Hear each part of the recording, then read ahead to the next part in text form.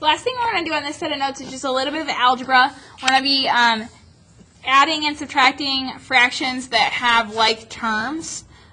So we've got 3x over 8 plus x over 8. When I see this, I know that I can put a 1 in front of my x, and I'm just going to add these fractions just like always. 3x plus 1x over, my denominator stays the same, as 8.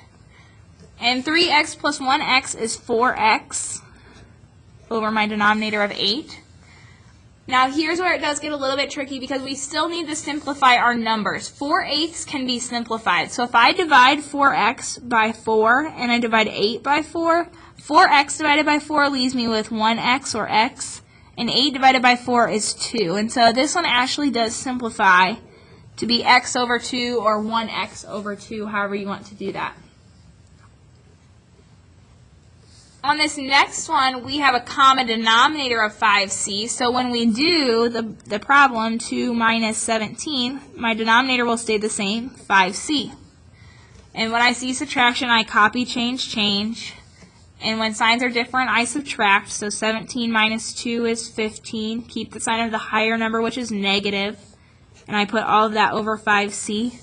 Again, I'm kind of going to ignore my variable now to reduce, and I'm going to say, okay, well, what number goes into 15 and 5 into my numbers? And I know that that number is 5. And so I'm going to divide top and bottom by 5, and a negative divided by a positive is a negative. 15 divided by 5 is 3.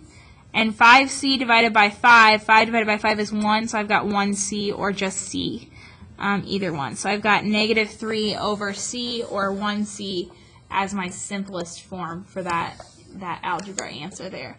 And we'll be working more on the solving equations and algebra part at the end of this unit, but I just wanted to give you a little bit of a preview of what that will look like with adding and subtracting fractions that have a common denominator.